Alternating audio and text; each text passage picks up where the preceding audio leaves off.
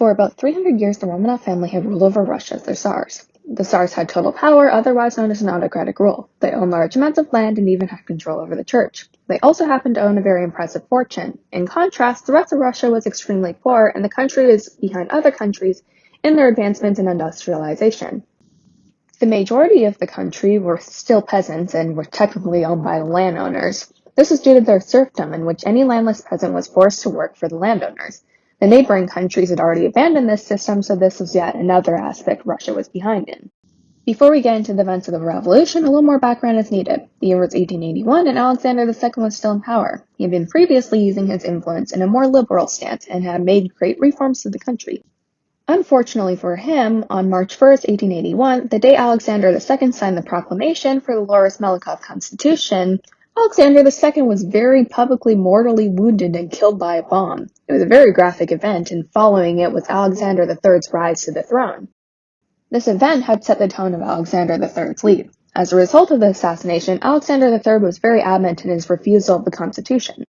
He was quick to tighten press censorship, and either executed revolutionaries or sent them to Serbia. He had also ended serfdom reforms. His belief was that the country needed a strong and more conservative rule. Any liberal proposals were very quickly rejected. But that's not to say that Alexander III didn't do his job as a ruler. He encouraged trade and imposed custom duties on imported goods in order to recover Russia's economy. During his rule, Russia wasn't involved in a single war, gaining him the title of peacemaker. But bam! Kidney failure. In 1894, at the age of 49, Tsar Alexander III died, leaving the throne to 26-year-old weak-willed Nicholas II.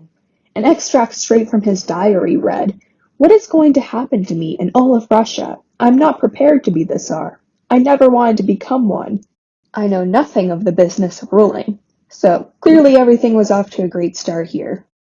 Regardless, Nicholas II is now in power. Time to celebrate. Just kidding. The organizers for the coronation greatly underestimated the amount of people who would arrive, and the offer of a goodie bag containing things like beer, mugs, breads, and meats caused a stampede, killing more than 1,000 people. Nicholas II's own mistake in these circumstances was later that afternoon attending a ball with the French ambassador. This decision was seen as very disrespectful to the people, thus starting a series of events and mistakes that would eventually lead to the revolution.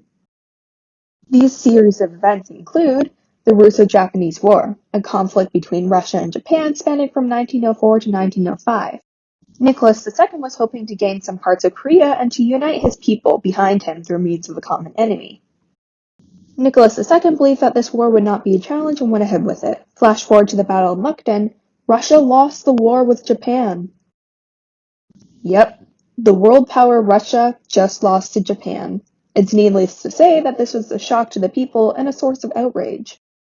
This wasn't even the only problem at the time. Promised reforms made to gain the support of the people during the war were never met.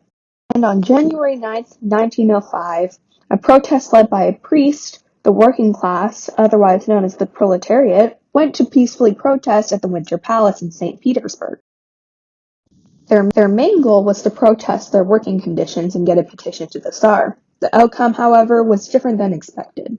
30,000 soldiers arrived to open fire at the people. A minimum of 130 people died that day, and Nicholas II had officially lost the favor of the people, earning him the title of Nicholas the Bloody. And it's really only downhill from here. To fully understand the next part, a bit of background info on Nicholas II's family is needed. Nicholas II married his cousin Alexandra Feodorovna, who was deeply religious and entirely unwise in her decision-making. They had a total of 5 children, 4 daughters, and 1 son.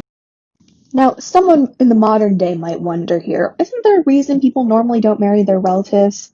And yep, genetic mutations. Those happen, and one happened here. Alexis, the only son of the family, suffered from hemophilia, an untreatable disease that causes the blood to struggle with clotting.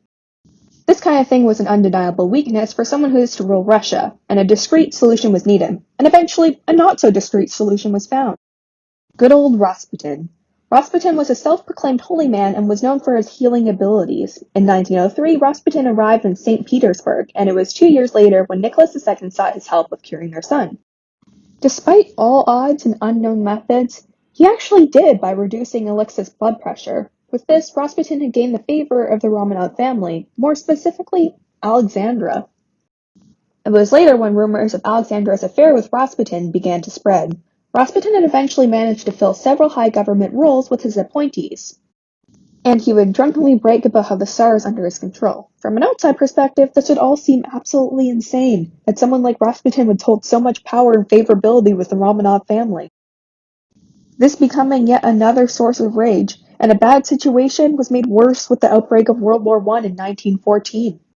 Though for a very brief moment, it seemed that the people might be able to unite behind the Tsar in the face of war and a common enemy. Though the country was not prepared for the war, and the country struggled with economy, transport, communications, and ability to provide food and supplies needed to cities. Things by this point weren't looking up. Nicholas II's bad decision-making skills led to him leaving the country to Alexandra and Rasputin in order to take personal control of the army. Does he have any experience necessary to lead an army into battle? Nope, but he lost a war to Japan that one time, so things will probably work out.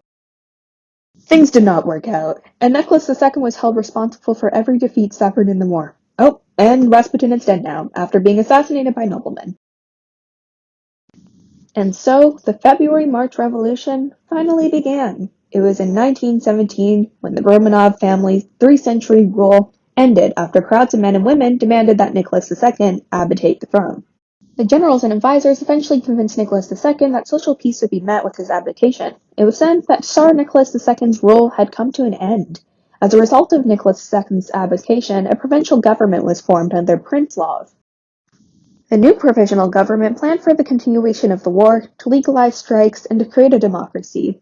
Now enters the Bolsheviks. Now up until this point, a soon-to-be important figure, Vladimir Lenin, had been in exile in Germany. Lenin had closely followed the events of the revolution and influenced what he could due to a personal connection to it all. After a failed assassination attempt on Alexander II in 1887, Lenin's brother was executed. Now that the revolution was successful, Lenin needed to head back to Russia. Germany provided Lenin with safe passage through its country in hopes of assistance on stopping the war on the Eastern Front. Lenin arrived in Petrograd in April 1917.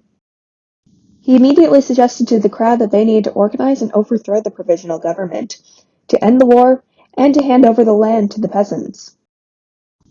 His simple but effective slogan became peace, land, and bread. Most found that he was crazy and didn't see the need for a second revolution. The provisional government soon began to fail to provide the peasants with more land, and their failures in war were causing major problems. These problems including shortages of food on Petrograd and the aftermath of a failed attack in Austria. The provisional government was also having a power struggle between the Marxists and the liberals, and most of all lacked the desired legitimacy, as it wasn't actually elected by the people. There was eventually a change in leadership from Prince Lov to Alexander Kerensky. Criticism of the government continued to fester, and Lenin was slowly growing his following, and gaining important figures as his supporters, including another Bolshevik activist, Leon Trotsky. In an attempt to overthrow Kerensky, 500,000 armed demonstrators marched to government buildings. Kerensky still had enough support to crush this attempt, killing 400 people. Leading Bolsheviks, including Leon Trotsky, were arrested, and Lenin was forced into hiding. This would later become known as the July Days.